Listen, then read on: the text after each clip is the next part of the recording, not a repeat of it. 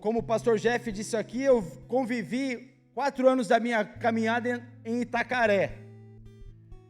E lá é uma cidade pequena. E você conviver aqui na Palhoça é uma coisa legal, maneira, todo mundo trabalha, se vê nos cultos, é uma coisa abençoada. Viver numa cidade pequena como Itacaré, você se vê todo o dia inteiro, você está cruzando os irmãos pela rua. Você vai comprar o pão, paz do Senhor, irmão, paz do Senhor. Você vai no mercado, ô irmão, chega aí, vamos trocar uma ideia. Você convive com as pessoas. Você vai na praia, o irmão está lá. Você vai no mercado, você vai no posto de saúde. Qualquer lugar, você sai na rua para comprar o pão, você volta na hora do almoço. Porque é um contando testemunho, é um falando uma coisa, encontra com um, ora por mim, então é aquela coisa assim. E lá, ou o cara é crente, ou não é. Porque você está convivendo no meio da galera. Tem uma ruazinha chamada Rua da Pituba. E a Rua da Pituba é o inferninho da cidade. É onde todo mundo vai tocar o terror. E quando o crente, a gente chamava lá de faixa de Gaza. Quando um crente está na faixa de Gaza, quando ele está com o pé quase na faixa de Gaza, ele está saindo do território de Israel, ele já está indo ali para os filisteus, né? Lá no meio dos palestinos. Aí o que acontece é que a crentaiada já fica, e a própria galera do mundo fala assim, meu, você não é da igreja? O que você está fazendo aqui, cara? Volta para a igreja. A própria galera do mundão fala assim, cara, você é da igreja, volta para lá que não é lugar para você. E tinha uns crentes que de vez em quando eles pegavam e iam para a faixa de Gaza, tomavam uns bombardeios, se endemoniavam, daqui a pouco aparecia na igreja. Mas assim, era nítido. Então não há como mais. Jesus está voltando, querido. A boa notícia é que Jesus está voltando. Os tempos vão apertar. Eu não quero vir aqui, né, e dizer uma coisa que não é verdade. Os tempos vão apertar. A palavra diz que nos últimos dias, pela iniquidade se multiplicar, o amor de muitos vai se esfriar. Jesus está direcionando essa palavra à sua igreja também. E conforme a sua própria palavra diz, muitos têm se esfriado. Esse é o momento de rever a tua posição espiritual, de você rever a tua chamada, o para quê, onde, quando e por que Jesus te chamou. Hoje estava falando com a minha mãe falou assim, poxa, você nasceu quase morto, cara. Eu falei, poxa mãe, mas como foi? Ela falou assim, você nasceu preto. Eu falei, caramba, você estava roxo, você estava quase morto. Eu começo a entender que Deus tem uma obra nas nossas vidas. E antes da fundação do mundo, Deus já sabia que você estaria aqui. A presciência, a onipotência, a onipresença de Deus, a sua onisciência, já sabia que nessa noite você estaria plantado numa igreja. Um nome esquisito ou não, sendo Assembleia de Deus, Bola de Neve, seja lá o que for, Ele te escolheu no ventre da tua mãe, Ele te chamou, te inseriu no corpo dEle, e isso não é uma brincadeira, isso é a maior batalha que foi travada pela tua vida até hoje, e naquela cruz Ele venceu, para te dar a vida eterna, para você morar eternamente com Ele. É muito especial você estar aqui nessa noite. É muito especial você estar numa igreja. É muito importante você congregar. Como diz a palavra em Hebreus, não deixar de congregar. É muito importante porque você é corpo de Cristo. Você faz parte desse organismo vivo que se chama igreja, que está prestes a ser tomada dessa terra e elevada aos céus. Você está prestes a vivenciar momentos que a sociedade, a humanidade nunca viveu na vida. Será um momento de muita manifestação de Deus. Eu creio que da mesma forma que o amor de muitos vai se esfriar, aqueles que tiverem com a sua chama acesa, aqueles que estiverem pegando fogo, aqueles que estiverem alinhados com a presença, aqueles que estiverem cheios do Espírito Santo, eles vão manifestar a presença de Deus de uma forma tão sobrenatural, tão cheia de graça, tão cheia de amor, que eu começo a olhar e rever algumas coisas da minha mente, do meu coração, e olhar para Estevão, sabe, cheio do Espírito Santo, pregando para uma geração que não compreendia, não queria ouvir a palavra, não aceitava, mas a palavra diz que o rosto dele, o semblante dele era como de um anjo, e mesmo sendo apedrejado, ele viu a glória de Deus, ele viu os céus abertos, ele contemplou a glória de Deus, e isso fez com que as pedras se tornassem tão pequenas e indolores para aquele homem. Você já parou para se perguntar, você pergunta as coisas para Deus, sim ou não? Ou você é que nem papagaio de pirata? Se você é aquele cara que tem assim, pergunta as coisas para Deus, Deus é um Deus vivo, amém? Teu nível de intimidade com Deus tem que fazer com que você tenha um diálogo intenso com Deus.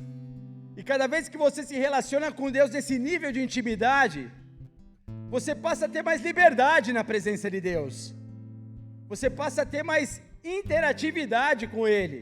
Ele quer interagir com a igreja. Ele não quer ficar só ouvindo pedidos.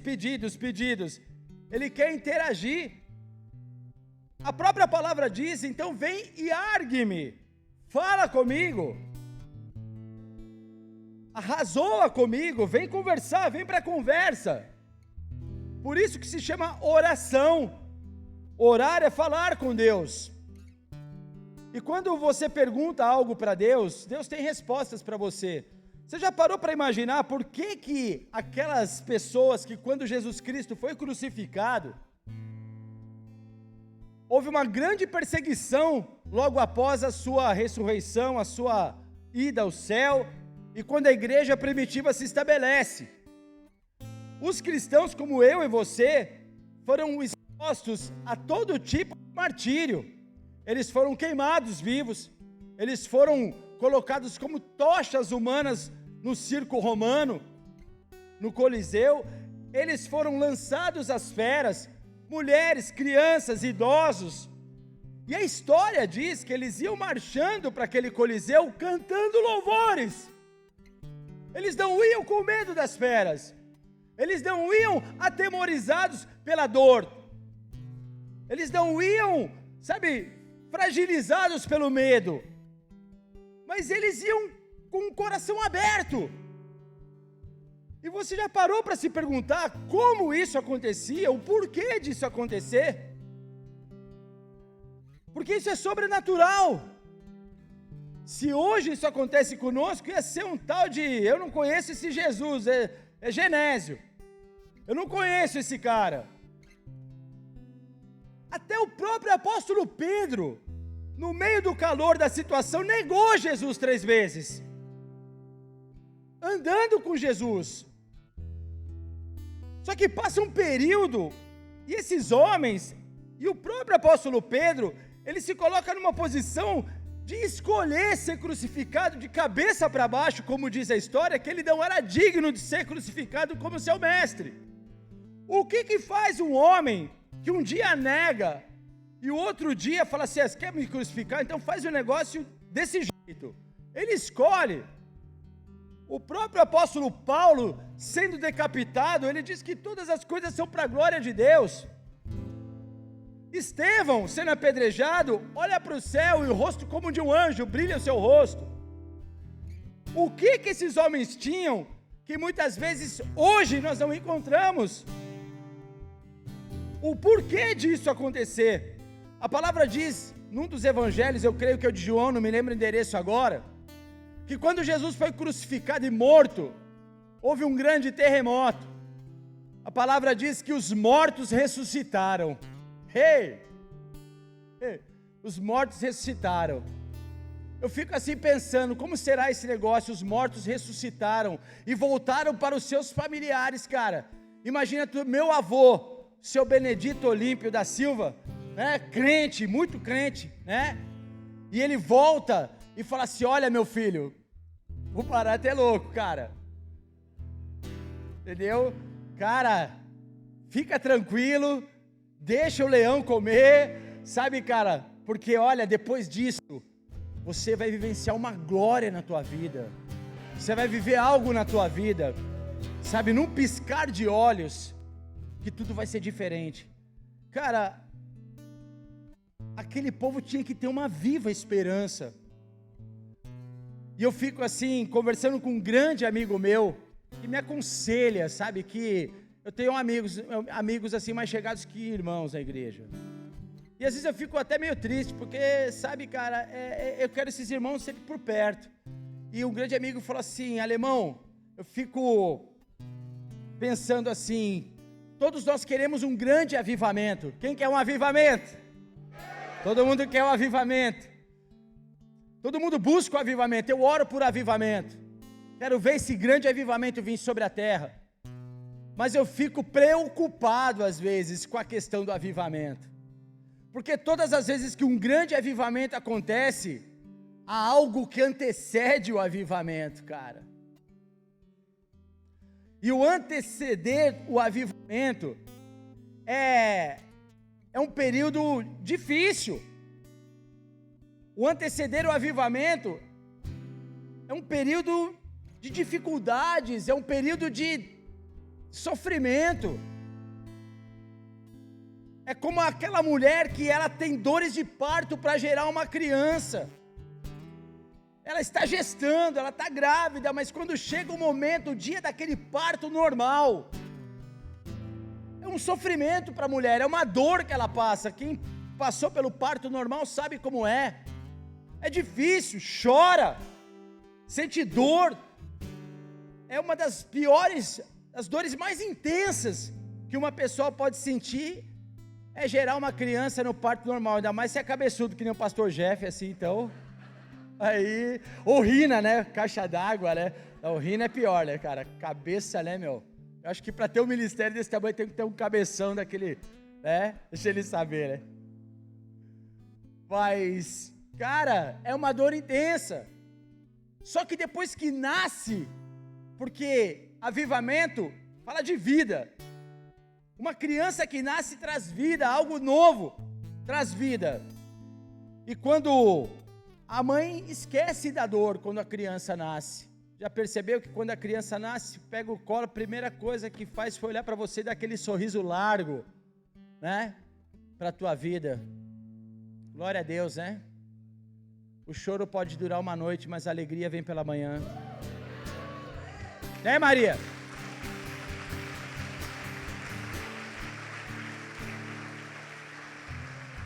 Glória a Deus. Então é assim, então esse anteceder, essa hora, eu creio que ela está chegando. Essa hora onde as trevas se levantam, porque eu creio que é o último, é uma das últimas cartadas que o inimigo vai ter. E ele não vai, sabe, amenizar, não vai, porque ele não sabe o que é o amor. Então ele vai apertar de todos os lados. Eu creio que Deus vai permitir. Vai permitir.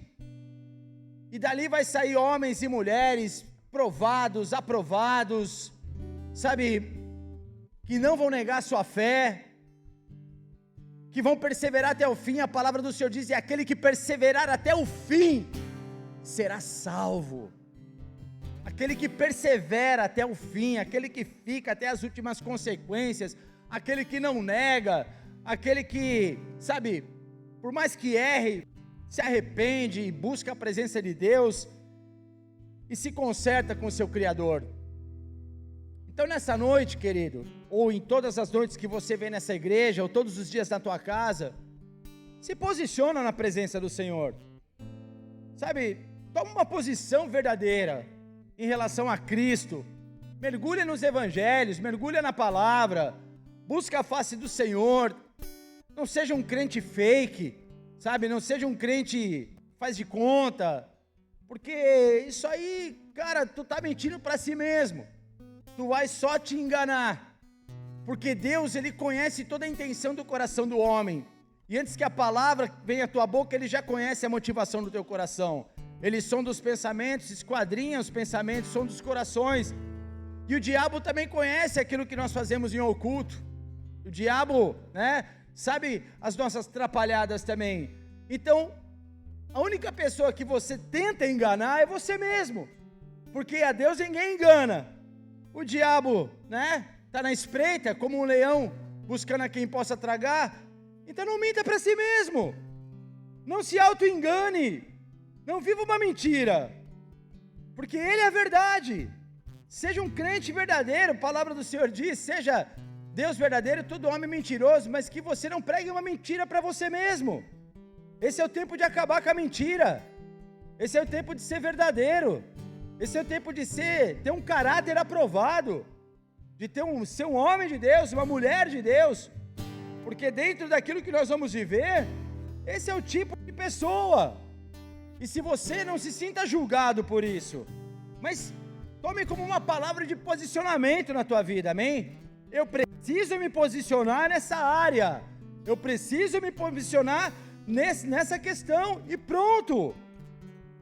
Vai ter dias que vai ser mais difícil, vai ter dias que vai ser mais fácil, não tem problema. O problema é que a intenção do teu coração está buscando acertar o alvo, não errar o alvo. A palavra pecado é amartia, quer dizer errar o alvo. Só que tem gente que busca errar o alvo conscientemente e constantemente. E nessa noite, em nome de Jesus, que você possa buscar olhar para o alvo, como diz o apóstolo Paulo, olhando para Cristo, autor e consumador da nossa fé. Amém? Vamos orar? Senhor nosso Deus, te agradeço pela vida, te agradeço por essa família, Bola de Neve Palhoça, por tudo aquilo que o Senhor tem feito nessa casa, por tudo aquilo que o Senhor vai fazer ainda nesse município, nessa cidade, e através dessa igreja, com muitas missões, com muita implantação de igrejas, com muita gente sendo batizada, transformada, restaurada, curada, transformada, liberta, ó Senhor, em nome de Jesus. Mas nessa noite, nós estamos aqui debaixo da Tua graça e necessitamos da direção na Tua palavra do Teu Espírito Santo. Por isso nessa noite, Pai, unge os nossos ouvidos para ouvir do Senhor, direciona a Tua igreja, direciona as nossas vidas, nos coloca, ó Senhor, aonde o Senhor, ó Senhor, tem que colocar, Pai, na posição que nos é devida, Pai. Então, em nome de Jesus, cerca esse lugar com anjos do Senhor, traga a sabedoria que vem do alto, a unção necessária para esse momento, abençoa a tua casa, os pastores, líderes dessa igreja, obreiros, em nome de Jesus, e todo o povo aqui contido, seja abençoado pela tua palavra, pela tua presença, e que nas regiões celestiais o inimigo seja desbaratado, ó Senhor, porque essa guerra, nós estamos nela, mas ela é tua. O Senhor é o Senhor da guerra, é o Senhor que guerreia por nós, é o Senhor que vai adiante de nós, que quebra os ferrolhos, desfaz as amarras, quebra as portas de bronze, e o Senhor endireita caminhos tortuosos. Nós estamos aqui debaixo dos teus escudos, debaixo da tua presença. Por isso, em nome de Jesus, Pai, perdoa as nossas iniquidades, transgressões, pecados conscientes ou inconscientes, e nos lava com o sangue do Cordeiro, que nos purifica de todo pecado. Assim nós oramos, consagramos as nossas vidas diante do teu altar, em nome de Jesus. Se você crê, diga amém. Amém. Eu ganhei uma Bíblia de presente que eu queria muito, que é uma Bíblia de letra gigante. Agora eu posso pregar confortavelmente, que antes era assim, ó. Poxa, agora o negócio ficou maneiro. Glória a Deus, né? Amados, em todas as batalhas que nós vivemos na nossa vida, nós temos perdas e ganhos. Em toda guerra que você atravessa, sendo ela espiritual, sendo ela emocional, não sei que tipo de batalha te trouxe aqui, não sei que tipo de situação te trouxe, eu sei a minha e de alguns aqui, a história de alguns, mas no meio dessa batalha que se chama vida, porque a vida é uma batalha, desde que você nasce, nós estamos lutando.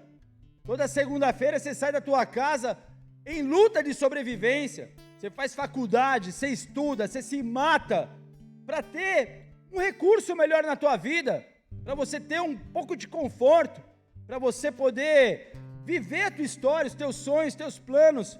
Isso é uma guerra nos dias de hoje.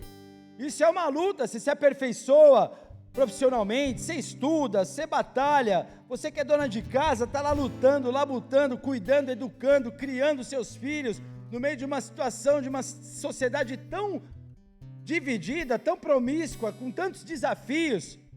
Nossa vida é uma luta, é uma batalha, diariamente. Quando você se converte, a batalha, eu achava que ela diminuía, mas ela aumenta. Ela aumenta porque você está fazendo e buscando fazer a vontade de Deus. E eu não sei você, mas eu posso falar muito bem como são intensos os dias de uma pessoa que quer fazer a vontade do Senhor. Quando você se determina a ser um homem de oração, há tantos motivos para te desanimar, para te abater, o cansaço, a fadiga, a falta de tempo. Tudo acontece para você não mergulhar na palavra, para você não buscar mais a Deus, porque o inimigo sabe, se você buscar a presença de Deus, você vai ser um agente de transformação na tua casa, através da tua vida.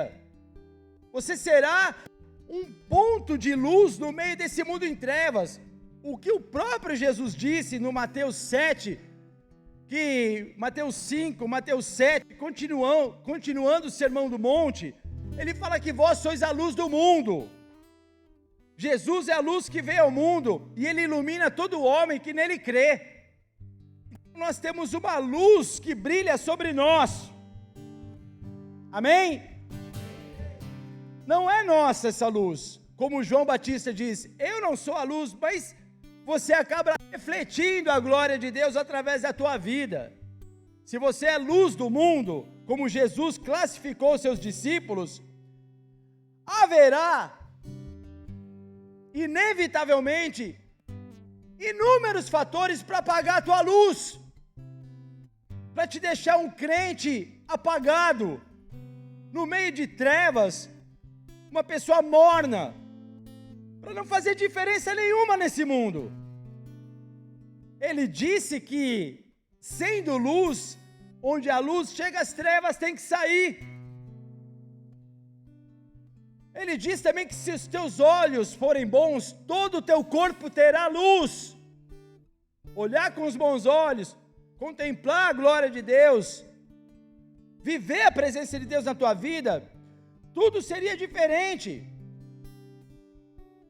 O problema de tudo isso é que o nosso inimigo, ele é trevas completamente.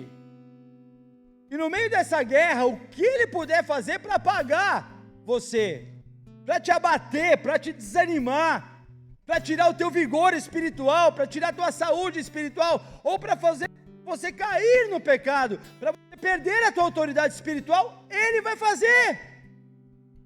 Ele vai trabalhar diariamente, ele não dorme, ele não tem sono, ele trabalha dia e noite, assim como o Pai trabalha dia e noite, e Jesus também. O inimigo das nossas almas também fica arquitetando planos para você cair, colocando divisão no meio das igrejas, colocando divisão no meio dos irmãos, colocando divisão no meio das famílias, porque ele entende a palavra de Deus muito mais do que você e eu, e ele sabe que a casa dividida não há de prosperar. Ele sabe que se colocar contenda entre os irmãos, que é uma coisa que Deus abomina, é uma coisa que Deus abomina, é aquele que cria contenda entre os irmãos. Então o adversário é um ser abominável para Deus, e ele cria contenda nas famílias, ele cria contenda nas igrejas, ele cria contenda em todo o ambiente. Ele mesmo gera confusão, ele mesmo gera problemas. E quando nós, por falta de sabedoria, por falta de entendimento, por falta de uma inteligência espiritual, caímos nos seus ardis, nos seus engodos, e deixamos a nossa carne à sua disposição, para que ela seja influenciada e bombardeada pelas armas do inimigo, pelas suas estratégias, pelas suas ardilosas malignidades, e caímos no meio disso, nós nos tornamos uma presa fácil, porque você se torna uma pessoa discernível, uma pessoa que é aquela situação que você coloca a tentação e quando você não resiste, você se torna uma pessoa previsível, essa é a palavra. O inimigo sabe onde pegar e sabe onde me pegar também. E quando isso acontece, a palavra diz que ele vem como tentador. E lá no Éden, no começo da jornada, ele vem como tentador. Só que no último livro da Bíblia, no Apocalipse, ele é como um dragão que acusa dia e noite os irmãos. Então, da mesma forma que ele tenta, quando nós caímos em pecado, ele nos acusa. E uma das acusações é que Deus não te ouve mais, o Espírito Santo não está mais na tua vida, o que você vai fazer na igreja? Olha aquela situação, olha essa, e você começa a ser uma pessoa oprimida, por isso que se fala de uma opressão maligna, ele te oprime. E isso aconteceu na história e acontece nos dias de hoje. Então, em todas essas guerras que existem essas batalhas, há percas, há dificuldades, há desafios que são travados. Quando você olha para a vida de um homem que foi escolhido pelo povo, escolhido até por Deus, o primeiro rei de Israel, Saul, chegou um momento da sua vida que ele começou a errar. Deus tinha dado uma baita de uma vitória para ele contra os filisteus, no meio de uma guerra. Deus tinha dado direção para a vida desse homem. Esse texto é em 1 Samuel 22, verso 6. Na verdade, em 1 Samuel 22 ou 21, ele dá uma vitória, sabe, para o povo. Só que em 1 Samuel 22, 6 diz que o próprio Saul, manda matar os sacerdotes por ter protegido Davi. O mesmo homem que recebe uma direção de Deus para vencer um grande exército, é o mesmo homem que deixa a inveja, a contenda, o espírito mau tomar conta da sua vida e começa a perseguir o outro. Começa agora a oprimir a Davi, porque ele sabia que seus dias de reinado tinham chegado ao fim. Saul foi escolhido por Deus, mas ele errou, ele desobedeceu a Deus, e Deus levanta Davi para reinar em seu lugar. Só que um homem chamado por Deus começa a matar sacerdote. No meio dessa guerra, o que nós temos visto hoje é dentro das igrejas, líderes matando o povo. Hoje existe todo um discurso na internet sobre abuso espiritual, sobre situações que acontecem. E nós, como igreja, nós temos que tomar uma posição em relação a isso. Por que eu te falo isso? Porque há no meio cristão todo tipo de situação hoje que a guerra se estabelece dentro do arraial. E aonde existem essas dificuldades, acontece todo tipo de confusão. E quem causa essa confusão, na verdade, é o diabo, que quer dividir para destruir.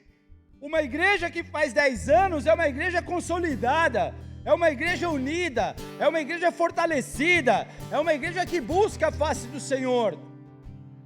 Mas não pense você que ela está imune aos ataques do inimigo. Não pense você que o diabo passa ali, não, eles são da palhoça, não vamos mexer com os caras, são da palhoça, hein, mano. Não!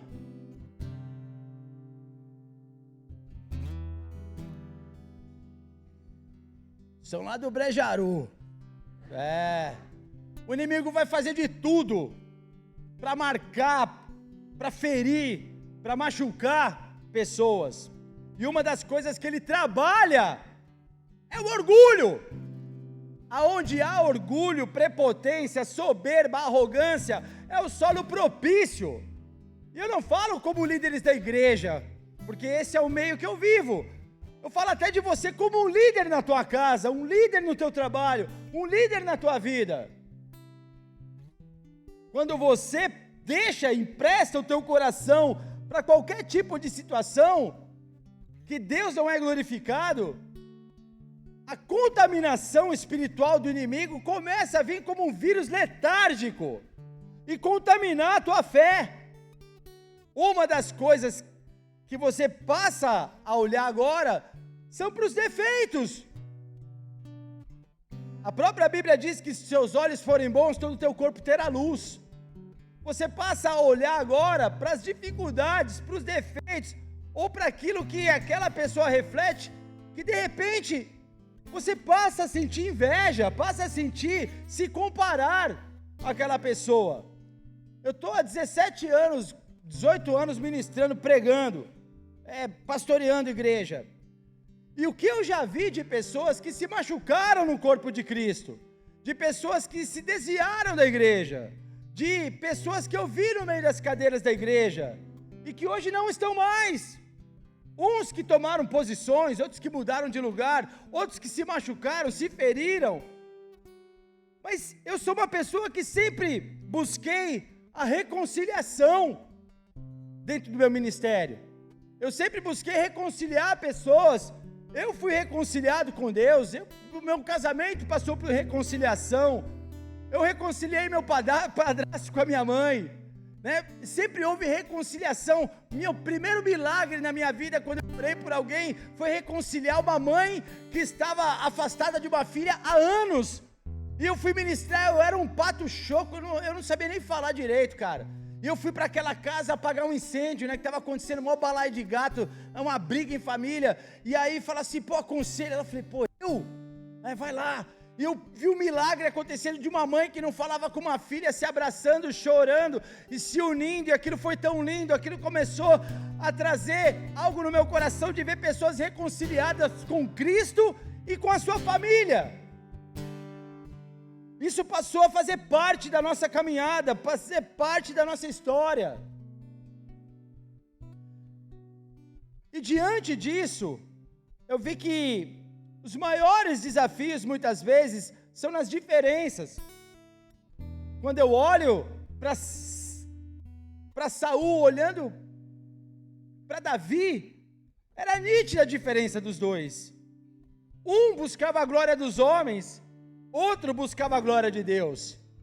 Um teve a consequência das suas más escolhas, outro foi escolhido por Deus e passou pelas suas guerras, passou pelas suas lutas. Mas uma coisa me chama a atenção, que Davi, sendo um homem de Deus, ele não se alegrou com a morte de Saul, cara. Ele não se alegrou com a morte daquele que procurava a sua morte. Ele buscou até honrar os filhos, sabe, cara, daquele que era o seu algoz, daquele que era o seu perseguidor. Eu fico olhando para Davi e vejo sim um homem segundo o coração de Deus, cheio de falhas, cara. Um cara que não foi perfeito, mas um cara que buscava através dos seus erros, da sua forma de conduzir as coisas, das suas, sabe, do seu aprendizado, a glorificar a Deus. Mesmo errando, tentando acertar, quando foi aquela questão da arca, que ele colocou no carro de boi, aquilo aconteceu, ele tentou fazer uma coisa legal com um carro novo, mas não era daquele jeito, ele aprendeu a fazer o certo, mas ele teve as consequências. Mas diante de tudo, ele procurou honrar Mefibosete, colocar na mesa o cara que era filho de Saul, sabe, ficar na mesa com ele todos os dias, sabe. É isso, o evangelho é o evangelho da reconciliação, não é o evangelho da divisão. Muitas vezes a divisão acontece por pessoas da nossa família que não querem nem saber que a gente se converteu. Mas o tempo passa e Deus faz uma obra, cara, e eu creio nisso. Só que a loucura chega a tal ponto, sabe, a opressão de Saul pegar e começar a tomar atitudes que não era para ele tomar, cara. E o que acontece é que ele ficou estéril, não deixou um legado, morreu, foi morto no meio do campo de batalha. Outro líder, cara, que você vê na Bíblia, que foi um grande homem de Deus, foi o rei Josafá, cara. Cara, esse homem foi tremendo, ele fez coisas tremendas na presença do Senhor. Ele restaurou a adoração, sabe, ele foi tocado por Deus de uma forma sobrenatural. Só que a palavra também diz que chegou a um certo ponto que ele errou, cara. Ele fez aliança com Acabe. E Deus levanta um profeta no meio desse alvoroço todo e fala que no meio daquela guerra, Acabe, aquele rei perverso, marido de Jezabel, sabe, um rei de Israel, Josafá era rei de Judá, eles se unem contra o adversário, e Josafá, sem buscar a presença de Deus, homem de Deus, mas sem buscar a direção de Deus, sem buscar se era para ser feito ou não, ele consagra aquele momento e fia a sua palavra, e faz uma aliança com Acabe. E aí Deus levanta um profeta e fala para ele: olha, Josafá, cara, tu é um homem de Deus, cara, mas, cara, essa aliança que você fez não tá legal, velho. E ele tem consequências. Só que Josafá era um homem de Deus, e ele sabia que algo iria acontecer naquele momento. Só que quando uma coisa acontecia com o rei, todo mundo estava junto, era o povo todo de Judá que ia sofrer as consequências. Ele se volta para Deus, ele jejua, ele busca uma direção de Deus, ele clama, ele busca a face do Senhor. Deus fala com ele, no meio dessa luta toda intensa que ele vive, sabe, no meio de um erro que ele cometeu, e Deus dá vitória para Josafá contra o adversário, Deus dá vitória contra o inimigo, mas era um homem de Deus, e nós como homens de Deus, eu falo isso por mim mesmo, a gente erra. Davi errou, Saul errou, Josafá errou, Pedro errou. Por que nós temos essa dificuldade de aceitar os nossos erros? Nós erramos. Aquele que não tem pecado, que atire a primeira pedra.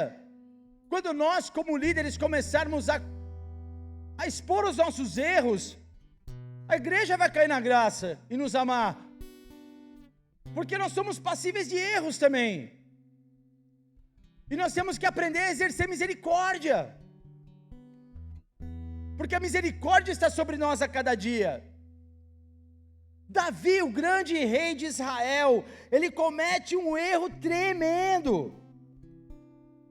Ele tem um relacionamento agora, no momento, num ciclo da sua vida, quando ele é um jovem, ele está no meio da guerra, no meio do fronte, no meio da batalha, intensamente no trabalho.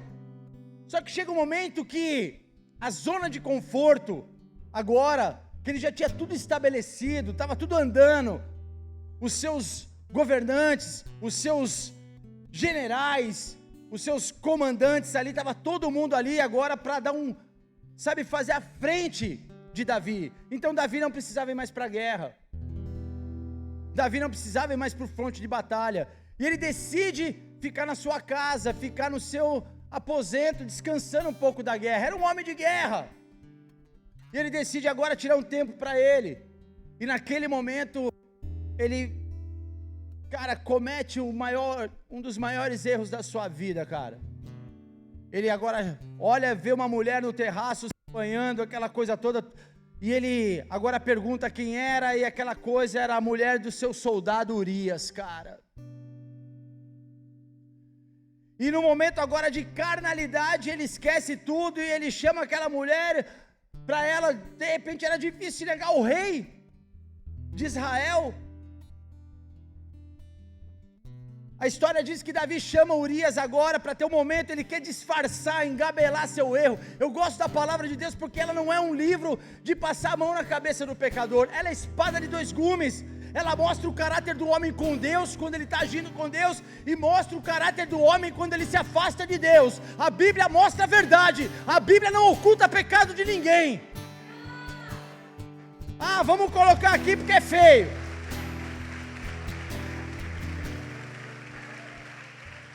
Vamos colocar debaixo do tapete, vamos dar uma abafa porque é feio. A Bíblia não faz isso. A Bíblia expõe os erros dos maiores heróis da Bíblia. Expõe o erro de Abraão, o erro de Isaac, o erro de Jacó, o erro de Davi, o erro de Moisés, o erro de Paulo, o erro de Pedro, o erro de João, o erro de Tiago, o erro de Uzias e de muitos outros. Ela mostra o caráter do homem cheio do Espírito Santo, sim, mas ela mostra o caráter do homem quando se afasta de Deus. Por isso que a palavra do Senhor é verdadeira, ela é verdade, ela é luz que ilumina. O único que não pecou está sentado à destra do Pai, e o nome dele é Jesus Cristo. É o único, é o único. Não vem com esse negócio de santarrão, não pode, porque todos nós falhamos, nós somos falhos. Se nós ouvir essa frase hoje ou ontem, que me falaram assim, se você busca a perfeição, você está contra Deus.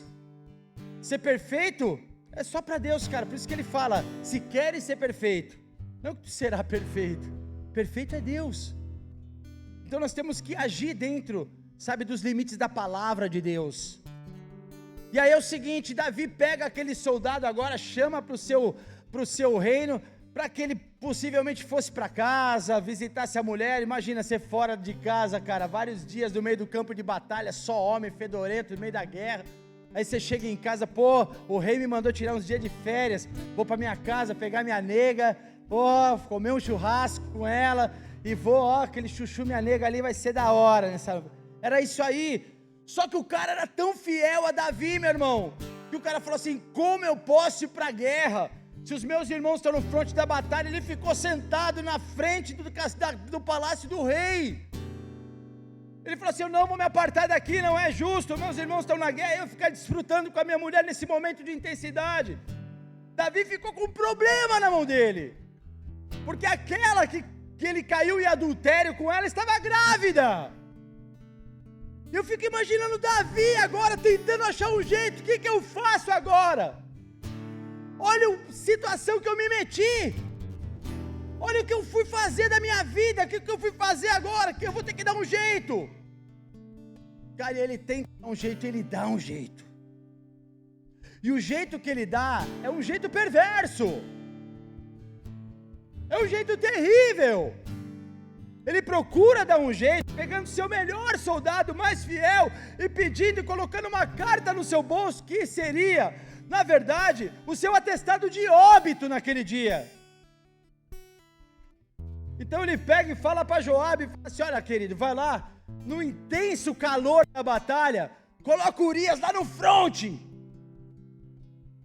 Pegou seu melhor soldado, um dos mais fiéis a ele, e colocou no fronte de batalha, porque Davi conhece a arte da guerra, e ele sabia que se colocasse Urias no meio do calor da batalha, possivelmente ele seria ferido e morto, seu problema estava resolvido. Só que não é assim, não é tentando matar um problema, não é tentando jogar para debaixo do tapete que a coisa vai resolver na tua vida, e muito menos na vida de Davi. Davi estava criando um problema atrás do outro agora.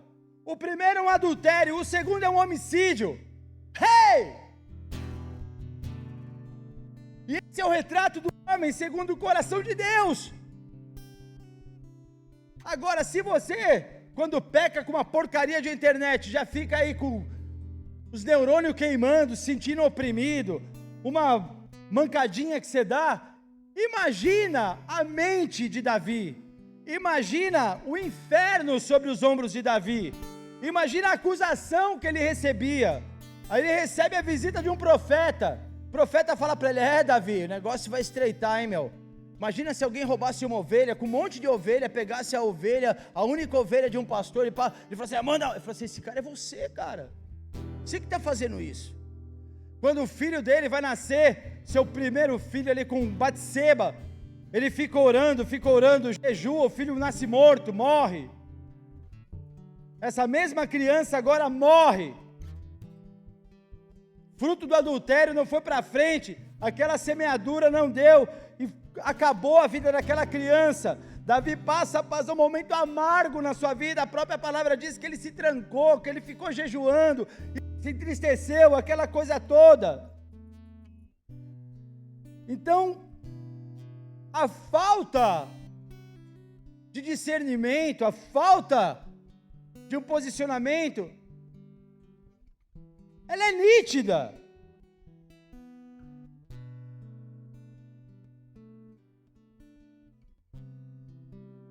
E agora? Você olha para essa palavra e fala assim, poxa, mas o homem segundo o coração de Deus, pastor. E por que eu estou te falando isso? Porque nos próximos anos, a gente vai contemplar cada coisa acontecendo, e hoje você tem rede social, você está vendo cada coisa, me assusta o que eu vejo na internet. Me assusta a palhaçada gospel que eu vejo na internet. Eu me envergonho de ser crente de vez em quando eu vejo a palhaçada que está rolando por aí. Me assusta ver todo tipo de palhaçada política no meio da igreja. Me assusta a enxergar a podridão no meio da igreja. E eu fico orando para Jesus e falo: Jesus, se o juízo vai começar pela tua casa. Me assusta a olhar para os dias que nós estamos vivendo, para as brincadeiras com as coisas de Deus, para as fanfarrices com as coisas de Deus. Parece que Deus não mais é santo, parece que não existe mais temor de Deus, é uma brincadeira, uma fanfarrice com as coisas do Senhor. Parece que o teor daquilo que é santo, daquilo que é denso, daquilo que tem poder, ele está agora sendo diluído com um monte de pataquada. E não foi para isso que Deus nos chamou no meio dessa geração pervertida e perversa e corrompida. E o diabo tem conseguido corromper as pessoas com dinheiro, com fama e com poder. Aquilo que ele fez lá com Jesus em Mateus 4, ele continua fazendo, corrompendo as pessoas, alianças de todos os tipos, coisas que Deus condenou em Josafá, coisas que Deus repreendeu em Saul, coisas que Deus reprovou na vida de Davi. Nós continuamos vivendo essas coisas, mas esses exemplos existem na palavra de Deus para que eu e você venhamos a nos posicionar no meio disso. Se está escrito, não é uma bela história, uma feia história, é uma história que está escrita como um exemplo, uma história que está escrita: olha, não vai por esse caminho, que as consequências vão ser funestas, que as consequências não vão ser boas, que as coisas vão piorar, e se você der lugar ao diabo, o diabo vai pegar e vai começar a arrebentar, vai te oprimir. E como que você vai conseguir ser luz no meio de tanta opressão, no meio de tanta dificuldade, no meio do pecado que se está volumando cada vez mais? Esse texto, onde Saul também, por falta de discernimento, ele está em 2 Samuel 14, 24, que diz que Saul, vindo da guerra, no meio da guerra, cara, ele faz o povo jejuar. Sabe o que é isso? Você está desconectado daquilo que o teu exército está vivendo. Você está desconectado daquilo que está acontecendo na tua casa. No meio de uma batalha, no meio da guerra, os soldados estavam, cara, exaustos, velho. Estava todo mundo com a língua de fora. Aquela empreita que o pastor faz na igreja: vamos lá, campanha, papapá. Eu estou com língua de fora, mais um jejum em cima. Cara, o povo estava com fome, já não tinha mais forças para lutar. E nós temos que buscar essa unção de Deus, de discernimento e sabedoria de Deus, para que a gente venha estar alinhado com a vontade dEle, e não cometer erros por falta de discernimento, por falta de sabedoria. Sabe por quê? Porque você pode botar tudo a perder. Aqueles que são os teus liderados, aqueles que estão na tua casa, aqueles que são os teus empregados da tua empresa, aqueles que estão embaixo da tua tutela. Por quê? Porque Saul estava pirando, cara, e essa sociedade que nós estamos vivendo está pirada. Ele convoca o povo para jejuar quando era para o povo comer, cara. E o primeiro que foi a comer, viu um favo de mel, foi Jonathan, seu filho. E ele fala assim: poxa, que boa essa comida, cara, se todo o exército comesse esse mel ia revigorar as nossas forças e a gente já está novo para a batalha. Sabe o que é isso, cara? É quando você faz as coisas sem pensar, é quando você busca as coisas que são mais convenientes, quando você busca aquilo que você acha que tem que fazer. Deus não procurou e chamou você para aquilo que você acha que você tem que fazer. Ele quer que você obedeça aquilo que Ele te pede para fazer. Porque se você obedecer à voz do Senhor, você vai ter respaldo na tua vida. E tudo isso que eu estou falando com você é apenas a introdução de um texto.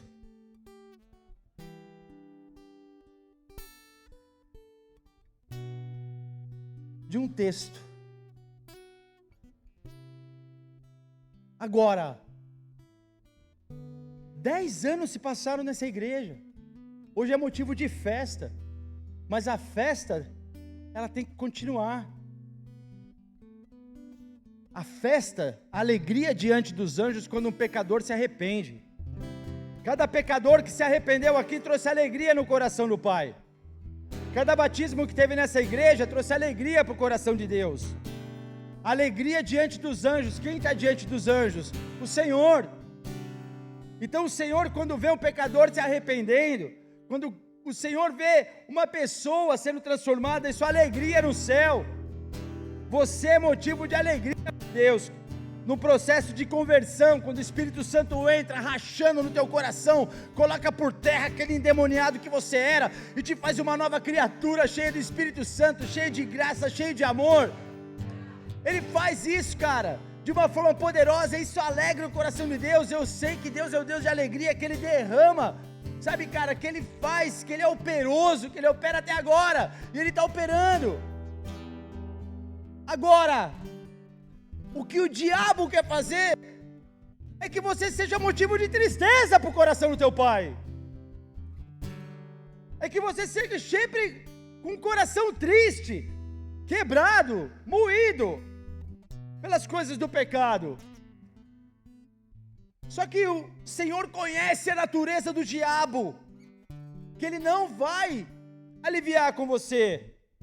Mas quando você agora entende o que aqueles que se arrependem vivem, e agora mergulha na questão do arrependimento na tua vida, você começa a ser restaurado, você começa a ser alegria nos céus, você começa a vivenciar um novo ciclo com Deus, um novo período com Deus.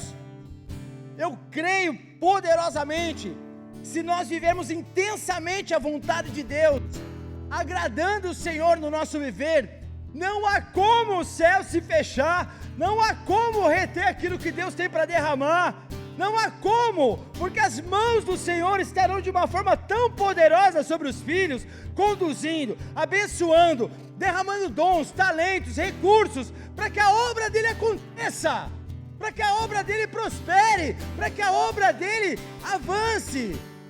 E quando isso acontece, se chama o favor de Deus. Ei! O favor de Deus. E quando o favor de Deus entra na tua vida, querido, você pode estar passando situações, você pode estar enfrentando os maiores problemas, como as irmãs que estavam orando aqui, que passou por luta, que passou por dificuldade, que passou por um monte de situação, mas quando você entra no favor de Deus, as coisas começam a ser conduzidas de uma forma diferente.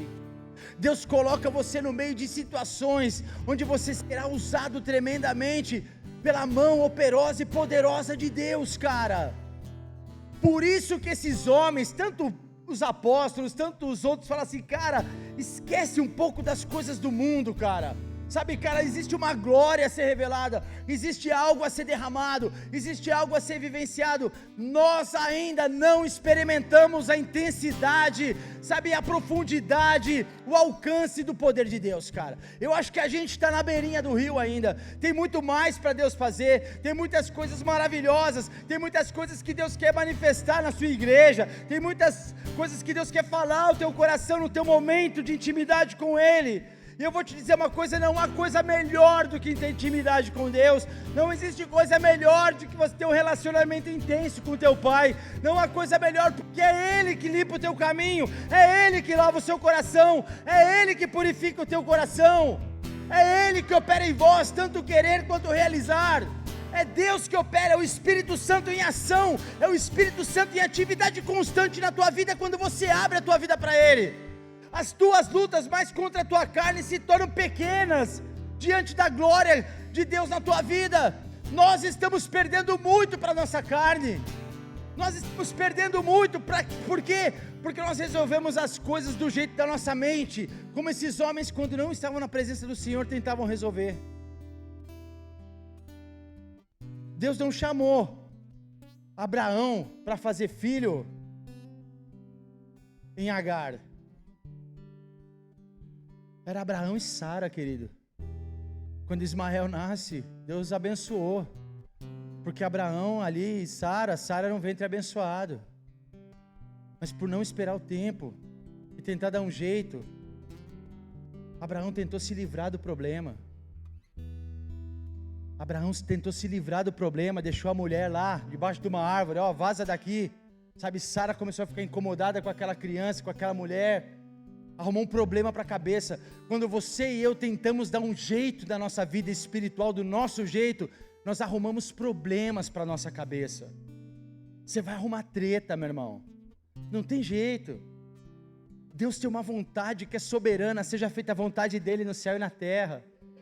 Deus, Ele chamou a gente para isso, para obedecer a Ele. Sabe, e vai ser assim, você vai dar uns tropeção, você vai dar umas mãos, mas você vai chegar lá, eu creio nisso, você está aqui, você vai chegar lá, sabe, a gente vai chegar lá, Deus vai nos ajudar, e quando mais você está tentando acertar, quanto mais tentando acertar a tua vida com Deus, o Espírito Santo vai te ajudar, porque Ele te ajuda nas tuas fraquezas, é quando você é fraco que você é forte, o poder dEle se aperfeiçoa na tua fraqueza. É quando você confessa para Ele, eu fico assim, ó, tremendamente embasbacado quando eu vejo Jesus prega o arrependimento, João Batista prega o arrependimento, o apóstolo Pedro, primeiro sermão, arrependimento, profetas do Antigo Testamento, arrependimento, a cultura de arrependimento tem que estar sobre a igreja, a cultura de arrependimento tem que viver sobre nós, nos arrependendo todos os dias. Meu irmão, não, é o seguinte, cara, Jesus morreu por você também, eu vou me reconciliar com você. Que história é essa, irmão contra irmão? Não, cara, na igreja nós temos diferenças, mas as diferenças da gente não tem nada a ver com o reino, e a gente tem que se retratar, se reconciliar com os nossos irmãos. Acima de tudo, buscai a paz com os nossos irmãos, cara, viver em paz.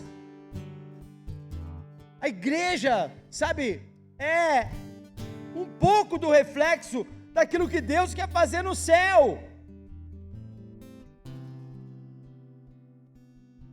É a embaixada de Cristo na terra.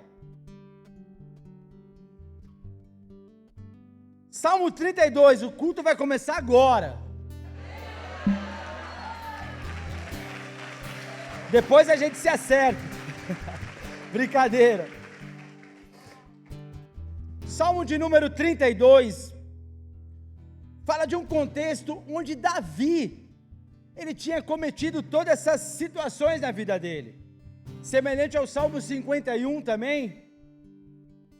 Esses salmos, eles falam de masquilin essa palavra no hebraico, falam de textos que metem a pessoa, falam de textos didáticos na Bíblia, onde você aprende a sabedoria do salmista e coloca ela em prática. Então esses salmos eram ensinados pelos judeus, ensinados também para que as pessoas aprendessem, extraíssem a sabedoria daquilo que estava sendo aplicado, para que praticassem na sua vida. Só que esse salmista, ele escreve de si mesmo, ele não escreve uma linda história, ele escreve da sua própria alma, da sua própria condição humana. Só que ele começa o texto dizendo, se você puder acompanhar aqui no telão ou na palavra, teu aplicativo ou na tua Bíblia, bem-aventurado aquele que tem suas transgressões perdoadas e seus pecados apagados. Como é feliz aquele a quem o Senhor não considera iníquo, em cuja alma não há hipocrisia. Enquanto mantive meus pecados inconfessos, meus ossos se definhavam e minha alma se agitava em angústia, pois dia e noite a tua mão pesava sobre mim, e minhas forças se desvaneceram como a seiva em tempo de seca.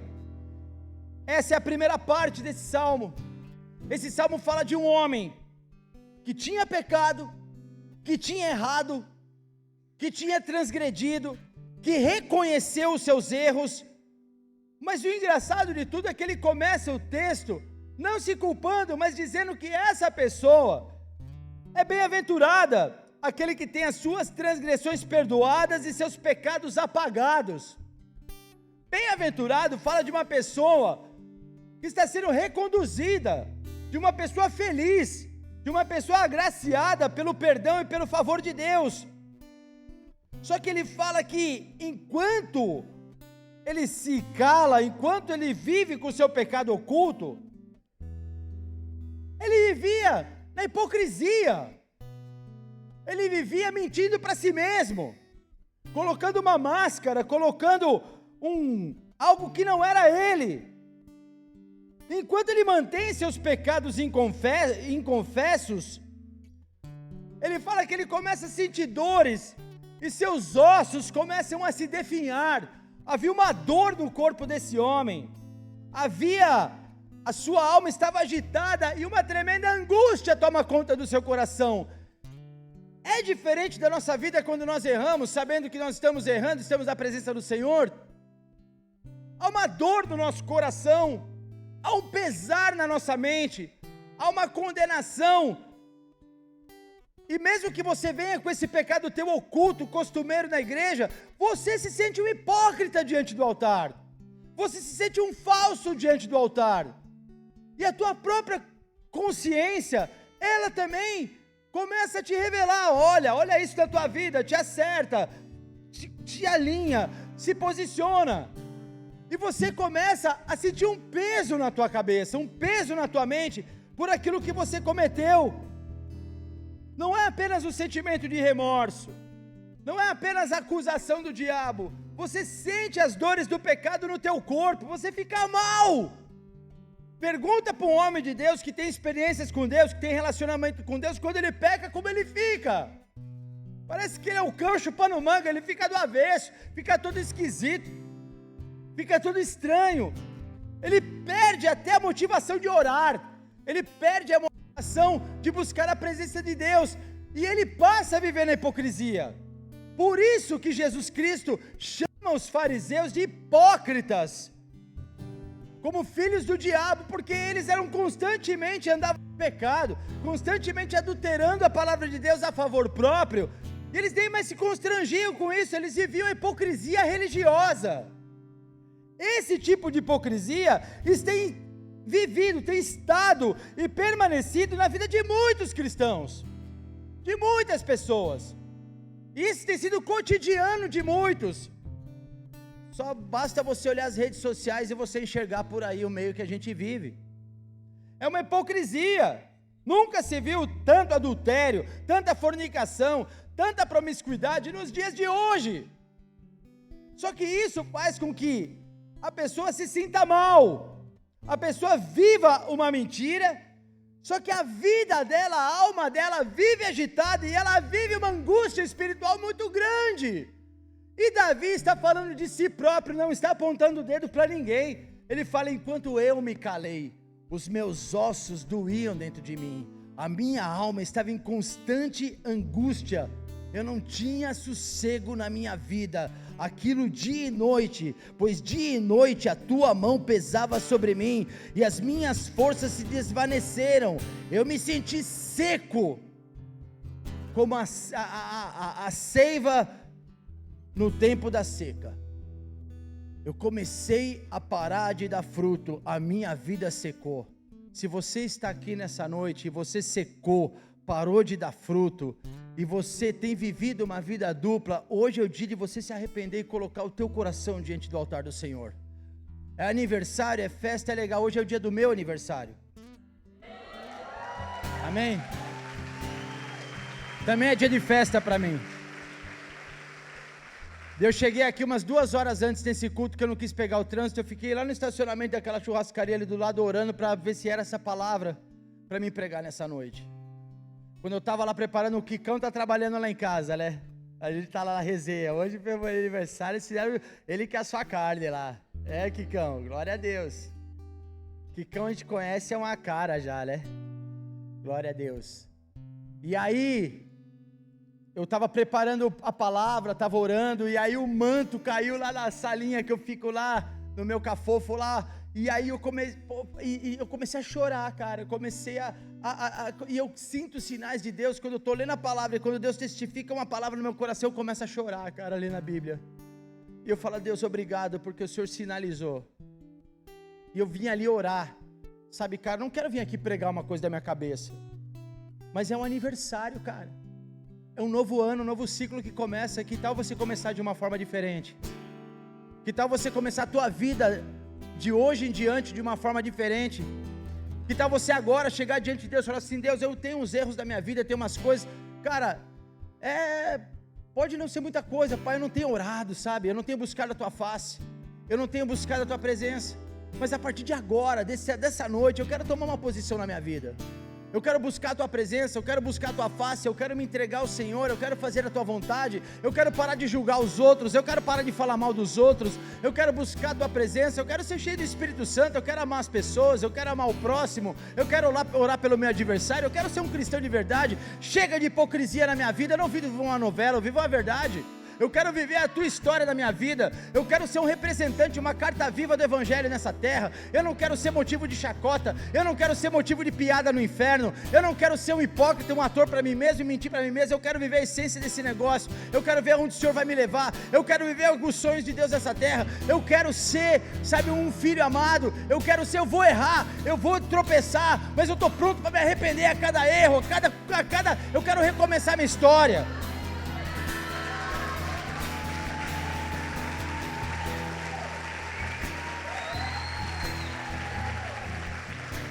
E aí, cara, sabe, ele termina assim como um homem seco. Tem alguém seco espiritualmente aqui? Eu já fiquei seco, brother. Eu já fiquei seco, tendo que subir no altar para pregar. Eu não estou aqui para ocultar minhas paradas não, meu irmão. Muita gente fala assim, você é pastor, não pode falar essas paradas. Estou pouco me linchando, eu falo o que eu quero. O dia que eu não puder falar o que eu quero, queima o chão desse lugar. O dia que eu não ser mais eu mesmo, aqui teve que fazer papagaio de pirata, ser palhaço para alegrar o auditório, cara, eu tô fora, meu irmão. Eu fui chamado desse jeito e vão me engolir desse jeito. Se não me querem mais, fazer o quê? Mas graças a Deus, é dos loucos que o Rina gosta, né? Graças a Deus é dos loucos que o Rina gosta. Então a gente tá em casa, tá tudo certo, isso aqui é uma loucura. Glória a Deus. Brincadeiras à parte, querido, mas assim, ó. Eu já subi seco no altar. Eu já subi seco no altar, cara. E eu sei que ir para casa chorando. Eu falo assim, Deus, o Senhor falou com a igreja. E o Senhor fala com a igreja que o Senhor usa até uma mula. Não vai usar a gente? Já subi seco, cara. E a igreja toda pá. Porque a unção vem e ministra a tua vida. Mas eu chegava na minha casa chorando, com os ossos doendo, todo quebrado. Eu falava, meu Deus, eu não aguento mais. Sabe, cara, por luta, por dificuldade, sabe, viver uma vida ativismo religioso dentro da igreja, está em 10 ministérios, fazer um monte de coisa e não está buscando a Deus, fazer um monte de parada e não está buscando a Deus, atender todo mundo, aconselhar todo mundo, mas não está seco, não tinha mais nada para dar. E eu sei o que é se sentir seco espiritualmente. Só que a palavra do Senhor diz aqui que nessa segunda parte desse salmo, o salmista fala, confessei-te o meu pecado, reconhecendo minha iniquidade e não encobri as minhas culpas. Então declarei, confessarei minhas transgressões para o Senhor, e tu perdoaste a culpa dos meus pecados. Cara, eu não vou ter medo da tua presença, Senhor. Eu vou confessar o meu pecado a ti, Pai. Eu vou abrir meu coração na tua presença, eu vou rasgar meu coração na tua presença. Eu cansei de viver uma vida dupla, eu cansei de viver hipocrisia, eu cansei de eu me ocultar as coisas porque era o rei de Israel, porque eu sou o homem, coração de Deus. Cara, chega disso, chega dessa hipocrisia, agora eu vou me rasgar na tua presença. Será que não é isso que Deus está esperando da tua vida, você rasgar o teu coração diante da presença do Senhor? Será que não é esse fardo que Ele quer tirar da tua vida, esse jugo que está sobre o teu pescoço? Será que não é isso que Ele quer fazer? Filho, confessa, abre o teu coração, sabe, se achega a mim, achegai-vos a mim, e eu me achegarei a vós. Hebreus fala sobre o trono da graça, sabe, que você pode se achegar confiantemente a tempo de ser ajudado, sabe, na presença do Senhor. Tem um trono da graça, ainda não é o trono do juízo, é o trono da graça. E você pode chegar a esse trono da graça através do sangue do Cordeiro que te purifica de todo pecado. E esse sangue que te purifica de todo pecado, ele te limpa completamente de toda condenação, porque nenhuma condenação há para aqueles que estão em Cristo Jesus, como diz lá em Romanos. Você que tem a tua transgressão perdoada, lavada pelo sangue do Cordeiro, porque se não for assim, o sacrifício dele foi em vão. Jesus sabe que a igreja é pecar, Jesus sabe que nós iríamos errar, mas aquele que confessa os seus pecados, sabe, encontra, sabe, a misericórdia, aquele que confessa, e aquele que busca essa presença do Senhor, como diz, confessei-te o meu pecado, eu não vou mais, eu reconheço as minhas transgressões, eu fiz o que era mal diante dos teus olhos, eu fiz o que era errado, eu pequei, eu transgredi. E a palavra do Senhor o que diz? E tu perdoaste a culpa dos meus pecados. Davi agora tem alívio para a sua alma, Davi agora tem alívio para o seu coração. Tem muitos Davis aqui nessa noite, tem muitas mulheres aqui nessa noite, sabe, que precisam de alívio na sua alma, sabe, fluir, a coisa, sabe, jorrar. E uma das coisas que o diabo quer fazer tentando a tua carne, é travar o teu relacionamento com Deus, porque ele sabe que no momento que você for oprimido, você se sentir acusado, você cair em pecado, e principalmente se você fizer como Davi, endurecer o teu coração, e você ficar retendo essa confissão, você não buscar arrependimento, lugar de arrependimento no coração de Deus, cara, isso vai te afastar da presença do Pai. O Pai não quer que você se afaste da presença dEle, o Pai não quer que você se afaste da presença dEle.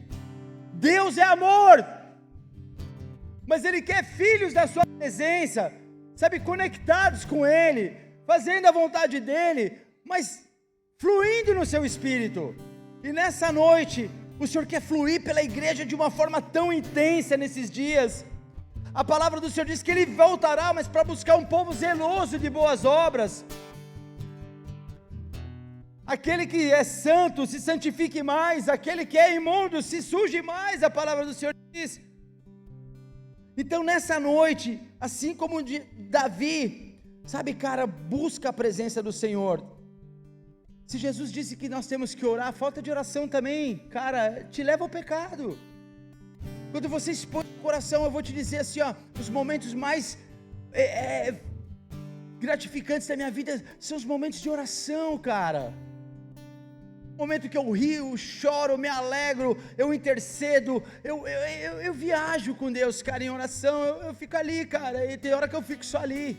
Existe uma mulher, um grande livro que ela escreveu, essa mulher era católica, e ela começou a ter experiências com Deus em oração, lá no século 17, Madame Guyon era o nome dela, e ela era uma mulher que influenciou muitos líderes avivalistas com o seu estilo de oração, de passar tempo na presença do Senhor. Ela foi presa porque buscava a presença de Deus, essa mulher, ela foi perseguida, e aí ela começou a desenvolver a sua vida de oração, e ela escreveu um livro, Experimentando Deus em Oração, cara, ter uma experiência com Deus, ser cheio do Espírito Santo, ficar em silêncio na presença do Senhor, ser ministrado pelo Espírito Santo, ser conduzido pela glória de Deus. Ela começou a ter experiências tremendas com Deus no seu lugar de oração. Homens que leram a sua biografia, a sua história, começaram a ser influenciados por isso, e um deles foi, sabe, cara, Andrew Murray. Esse homem também era um homem de oração, e muitos outros,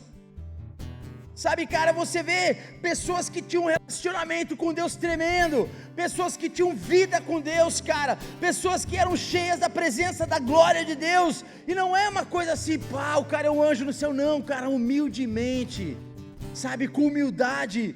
Esse homem, sabe, muitos deles escrevendo sobre humildade, sobre santidade, sobre o poder de Deus. Existe um livro escrito por um desses homens, Com Cristo na Escola de Oração, é um clássico, o Espírito de Cristo, um clássico da literatura cristã. Homens que tinham intimidade com Deus, homens que buscavam a face de Deus, homens que tinham o temor de Deus, e Deus quer restaurar nessa nossa geração esse temor de Deus. A sociedade pode mudar, a tecnologia pode crescer, pode multiplicar, mas Deus continua o mesmo. Deus não muda pelo tempo. Deus é o dono do tempo, o dono de tudo. Deus é o Deus único, verdadeiro. Pode passar, pode acontecer, mas Ele não muda, Ele é imutável.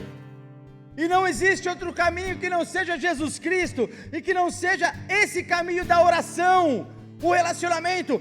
Jesus, sendo um homem de oração, a palavra do Senhor diz que Ele se retirava, e Ele ficava muito tempo sozinho em oração. Ele era Jesus.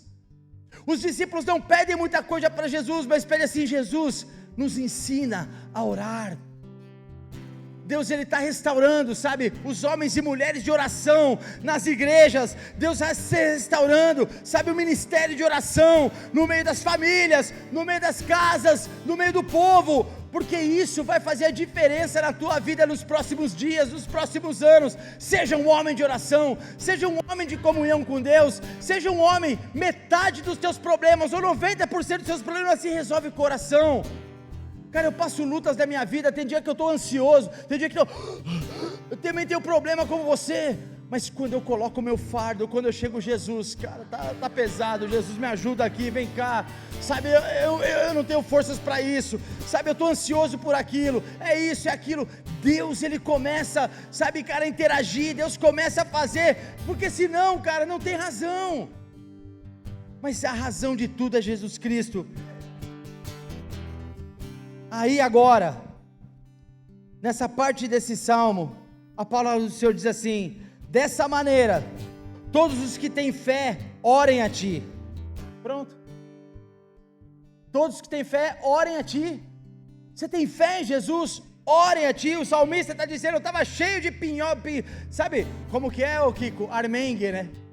Estava cheio de enjambre na minha vida, de armengue. Estava todo enjambrado a minha vida. Mas dessa maneira, todos que têm fé, orem a Ti enquanto pode ser encontrado. Busque a Deus enquanto pode encontrar. Quando as muitas águas se levantarem, elas não os alcançarão. Tu és o meu abrigo seguro, Tu me livras das aflições, e com cânticos de salvação Tu me envolves. Sabe o que ele está dizendo? Eu estava todo estroncho, eu estava todo moído, acusado, angustiado, todo quebrado por dentro, mas quando eu confessei, um rio começou a passar pela minha vida, as águas do Espírito começaram a me encher, a minha vida começou a ser transformada, e eu posso declarar: Tu és o meu abrigo seguro, Tu me livras das aflições, e com cânticos de salvação Tu me envolve com louvor, com alegria. Agora já não tenho mais o peso do pecado, já não tenho mais a acusação do inferno, não carrego dentro de mim mais essa transgressão, não vivo uma mentira, uma hipocrisia, e agora com cânticos de salvação eu posso Te adorar. Ei, queridos, tem que acabar, né? Eu não sei concluir as minhas mensagens, cara. Não é que eu não sei, é que eu deixo a coisa acontecer. E aí assim, só que daí ele passa a ouvir a voz do Senhor. Olha só que interessante, até aqui ele está falando, ele está confessando, ele está abrindo o seu coração, ele ora a Ti. Mas Deus é um Deus de duas vias. Deus é um Deus que interage. E Deus fala assim, agora diz a palavra, né? Diz o Senhor. Agora ele começa a ouvir a voz de Deus. Então quando você confessa os seus pecados e você busca a Deus enquanto você o pode achar, você ouvirá a voz do Senhor. Você ouvirá a voz do Senhor. Você ouvirá a voz do Senhor. Deus fala. Deus fala na tua consciência, Deus fala pela palavra, Deus fala por sinais, Deus usa pastores, Deus fala através de pessoas, Deus usa o que Ele tiver na mão para falar com você, Ele fala com você em sonhos, Ele fala em você em vida, Ele fala, Ele é vivo, Ele interage. Obrigado, Jesus. Queria ajudar a Bertelli, né? Dar uns aquelas paradas todas, o cara vive no manto. Deus fala com ele constantemente, tudo fala. A placa do carro, o passarinho que canta, a água que passa, o urubu que voa, tudo fala, Deus fala. E glória a Deus, Ele está naquele manto, Deus fala. Só que diz o Senhor agora, olha o que o Senhor fala: instruir-te-ei e te guiarei no caminho a seguir, os meus olhos estão sobre ti, para aconselhar-te. Eu vou te instruir agora. Você abriu teu coração, você abriu a tua vida, você confessou que você errou, que você desviou o caminho, mas agora quando eu encontrei um lugar de arrependimento, uma brecha no teu coração para o meu Espírito Santo entrar, a minha presença vai te instruir, a minha presença vai te guiar no caminho a seguir, os meus olhos estão sobre ti, não para te condenar, não para te oprimir, não para te culpar, mas para te aconselhar. O que a palavra diz? Mateus 6, o Pai que vem em secreto te recompensará. O Pai que vê em secreto quando você ora, Ele te recompensa. Ele te recompensa com como? Com conselho, com direção, com instrução. Aí ele começa a falar: não sejais como o cavalo ou a mula, que não possuem compreensão, mas precisam ser controlados com o uso de freios e rédeas, caso contrário não poderia obedecer. Sabe o que ele está dizendo? Não vou colocar um cabresto em você, você não é uma mula, você não é um cavalo, você não precisa de rédea, de ser batido, de apanhar para aprender. Eu vou te instruir com a minha sabedoria, eu vou te instruir com a minha direção, eu vou te instruir com a minha presença. Por isso que ele fala: não sejais como a mula, que não possui compreensão. Não fica sem compreender o processo, entende os processos da tua vida. Agora eu vou te instruir, agora eu vou te dar entendimento, agora eu vou te guiar, eu vou te aconselhar, minha palavra vai ser luz para a tua vida e lâmpada para os teus pés. Aí ele fala: muitos são os sofrimentos dos ímpios, mas a bondade do Senhor protegerá quem nele confia. Ele está dizendo: olha, a humanidade está sofrendo, aqueles que praticam iniquidade e impiedade estão sofrendo. Muitos são os sofrimentos dessas pessoas, até você sofria com a tua impiedade, mas a bondade do Senhor protegerá quem nele confia. Aí ele termina assim: alegrai-vos no Senhor, ó justos, e cantai bem alto, vós todos os que sois retos de coração. Tudo aqui foi alinhado na vida de Davi, e tudo vai ser alinhado na tua vida de agora em diante. Tudo vai ser alinhado. Deus vai alinhar, Deus vai te aconselhar, Deus vai te instruir, e Ele não quer que você seja, sabe cara, um escravo, sabe cara, uma pessoa oprimida dentro da igreja. A igreja, Jesus nos chamou para liberdade, cara, não para libertinagem, mas para liberdade. Aqui só tem gente livre, cara, porque se o Filho libertou, verdadeiramente sereis livres. Você é livre, meu irmão, você é livre, as algemas do pecado foram quebradas. Você tem que glorificar mais o sacrifício daquela cruz, porque Ele morreu por você, Ele levou os teus pecados para te dar vida, e vida em abundância. Nós temos algo que o mundo não tem, uma alegria que o ímpio não tem. Nós temos a graça de Deus, nós temos a glória de Deus, nós temos um favor que nós não merecemos. Isso é motivo de cantar, de se alegrar, de regozijar. Ei!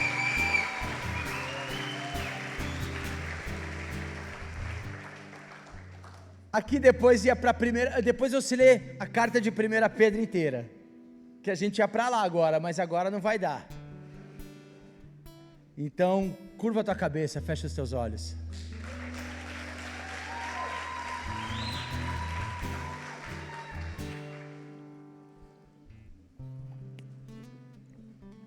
Pai querido, Pai amado, obrigado pela tua presença. Obrigado pelo teu Espírito nessa casa.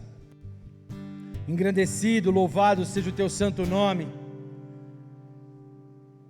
Nós somos a tua igreja, Senhor, e nós queremos nesse momento apresentar o nosso coração diante do teu altar. Dá um abraço aqui, eu estou com saudade de você, mano.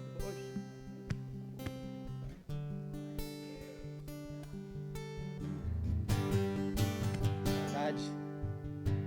Glória a Deus. Senhor, em nome de Jesus, Tu és o nosso Pai, nosso Senhor, nosso Salvador, nosso amado. Nós somos os teus filhos, a Tua igreja, e eu creio que o Senhor não tem prazer na morte do ímpio, mas antes que ele se converta dos seus maus caminhos. Nessa noite, Pai, tamanha alegria no meu coração de vir aqui ver esse povo aos teus pés, esse povo que foi lavado pelo teu sangue, que tem sido transformado pelo teu poder. Senhor, em nome de Jesus, obrigado, Pai, pelo teu sacrifício naquele madeiro. A obra do arrependimento, ela continua bombando, ela continua acontecendo a cada dia. A tua presença está sobre a terra, levando homens ao arrependimento. Teu Espírito Santo opera e trabalha intensamente. A obra do Espírito Santo, ela é intensa. Ei! Nós queremos, Pai, em nome de Jesus, a tua presença intensamente, de uma forma poderosa, operosa, cheia de graça e misericórdia, em nós e através de nós. A tua igreja está reunida, está aqui, aniversário, 10 anos, mas que esse seja o começar de um novo ciclo nessa casa, onde muitos e muitos se arrependerão diante desse altar, onde muitos buscarão a tua face, nesse tempo que se pode te achar ainda. Então, em nome de Jesus, Pai, Espírito Santo,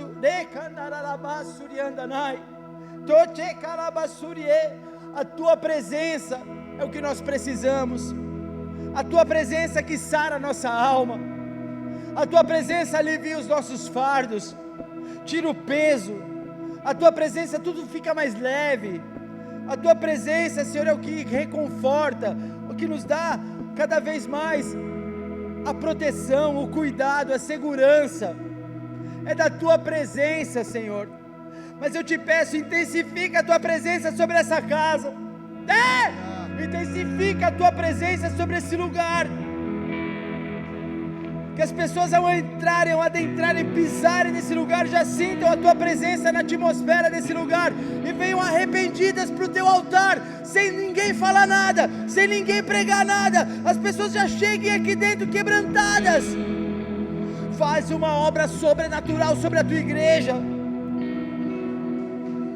faz uma obra sobrenatural sobre esse lugar, intensifica a tua presença nessa casa, intensifica a tua presença nesses próximos anos, intensifica a tua presença na vida dos pastores, intensifica a tua presença na vida de cada líder, intensifica a tua presença na vida de cada ovelha, intensifica a tua presença. A tua palavra diz: pedir e dar-se-vos-á, vós que sois maus, sabei das boas coisas aos vossos filhos, quanto mais o Pai Celestial dará o Espírito Santo àqueles que lhe pedirem.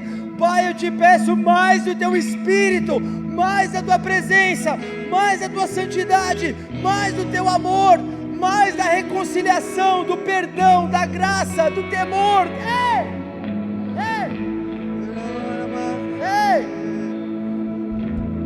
Leva-nos, Senhor, mais perto, leva-nos mais perto da tua presença. Você que não orava, você que estava frio, que o Espírito Santo venha sobre você agora, e que a tua vida de oração seja tomada novamente. Você que não tinha mais prazer, eu estava falando com uma pessoa da minha família essa semana, e essa pessoa falou, e essa pessoa é muito chegada, e essa pessoa falou para mim: alemão, faz mais de anos que eu não abro a Bíblia. Eu falei: mas você é um homem de Deus, cara, como que você não abre a Bíblia? Ele falou assim: eu não tenho mais prazer. E o coração daquele homem se esfriou. Ele me ligou quebrantado, que o Espírito Santo tinha começado a agir novamente na vida dele, e ele começou a buscar a face do Senhor. Ele abriu a Bíblia no Salmo 57, e aquele salmo começou a descrever toda a sua história, e ele hoje está quebrantado na presença do Senhor. Ele tinha voltado a beber, tinha voltado a tomar cerveja, voltado a tomar seus vinhos, estava se embriagando, mas a palavra do Senhor diz: não vos embriagueis com vinho, que é contenda, mas enchei-vos do Espírito Santo. E aquele homem começou a ser cheio novamente da presença do Senhor, está num processo de restauração, e o Espírito Santo, mas foi quebrantado pelos dias da vida, foi quebrantado pelos problemas do trabalho, tomou uma ré na sua vida financeira, mas agora quebrantado, já está vivendo um novo momento com Deus na sua vida. Será que Deus precisará chamar mais a nossa atenção? Ele quer você para Ele, Ele te ama intensamente, Ele é o Deus da nossa salvação, Ele quer a sua igreja junto dEle, Ele quer o seu povo junto dEle. Se o povo que se chama pelo meu nome se humilhar, orar, se arrepender e se converter dos seus maus caminhos, então eu virei até eles. Eu quero vocês para mim. Chega lá,